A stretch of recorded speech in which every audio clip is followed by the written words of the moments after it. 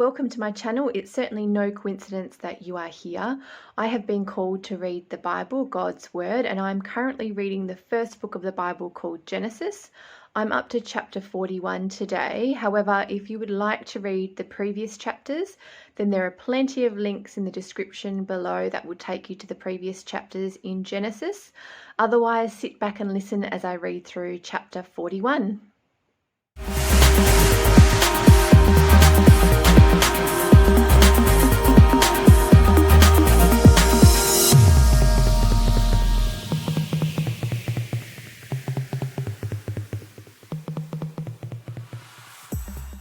Genesis chapter 41 is entitled Joseph Becomes the Ruler, and I am reading from the New King James Version. Then it came to pass at the end of 2 full years that Pharaoh had a dream, and behold, he stood by the river. Suddenly there came up out of the river 7 cows, fine-looking and fat, and they fed in the meadow. Then, behold, 7 other cows came up after them out of the river, ugly and gaunt, and stood by the other cows on the bank of the river. And the ugly and gaunt cows ate up the 7 fine-looking and fat cows. So Pharaoh awoke. He slept and dreamed a second time, and suddenly 7 heads of grain came up on one stalk, plump and good. Then, behold, 7 thin heads, blighted by the east wind, sprang up after them. And the 7 thin heads devoured the 7 plump and full heads. So Pharaoh awoke, and indeed it was a dream. Now it came to pass in the morning that his spirit was troubled, and he sent and called for all the magicians of Egypt and all its wise men. And Pharaoh told them his dreams, but there was no one who could interpret them for Pharaoh. Then the chief butler spoke to Pharaoh, saying, I remember my faults this day, when Pharaoh was angry with his servants and put me in custody in the house of the captain of the guard, both me and the chief baker. We each had a dream in one night, he and I. Each of us dreamed according to the interpretation of his own dream. Now there was a young Hebrew man with us there, a servant of the captain of the guard, and we told him, and he interpreted our dreams for us. To each man he interpreted according to his own dream. And it came to pass, just as he interpreted for us, so it happened. He restored me to my office, and he hanged him. Then Pharaoh sent and called Joseph, and they brought him quickly out of the dungeon, and he shaved, changed his clothing, and came to Pharaoh. And Pharaoh said to Joseph, I have had a dream, and there is no one who can interpret it. But I have heard it said of you that you can understand a dream, to interpret it. So Joseph answered Pharaoh, saying, It is not in me. God will give Pharaoh an answer of peace. Then Pharaoh said to Joseph, Behold, in my dream I stood on the bank of the river. Suddenly 7 cows came up out of the river, fine-looking and fat, and they fed in the meadow. Then behold, 7 other cows came up after them, poor and very ugly and gaunt, such ugliness as I have never seen in all the land of Egypt. And the gaunt and ugly cows ate up the first 7, the fat cows. When they had eaten them up, no one would have known that they had eaten them, for they were just as ugly as at the beginning. So I awoke. Also I saw in my dream, and suddenly 7 heads came up on one stalk, full and good. Then behold, 7 heads withered, thin, and blighted by the east wind sprang up after them. And the thin heads devoured the 7 good heads. So I told this to the magicians, but there was no one who could explain it to me. Then Joseph said to Pharaoh, The dreams of Pharaoh are one. God has shown Pharaoh what he is about to do. The 7 good cows are 7 years, and the 7 good heads are 7 years. The dreams are one.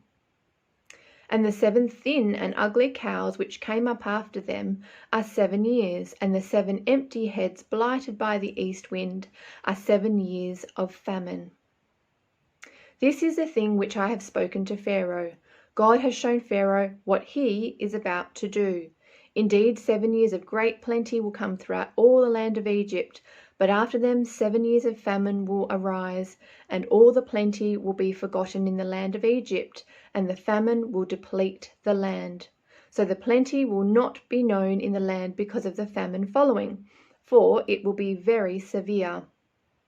And the dream was repeated to Pharaoh twice because a thing is established by God, and God will shortly bring it to pass. Now therefore let Pharaoh select a discerning and wise man and set him over the land of Egypt. Let Pharaoh do this, and let him appoint officers over the land to collect 1/5 of the produce of the land of Egypt in the 7 plentiful years. And let them gather all the food of those good years that are coming and store up grain under the authority of Pharaoh, and let them keep food in the cities. Then that food shall be as a reserve for the land for the 7 years of famine, which shall be in the land of Egypt, that the land may not perish during the famine. So the advice was good in the eyes of Pharaoh and in the eyes of all his servants.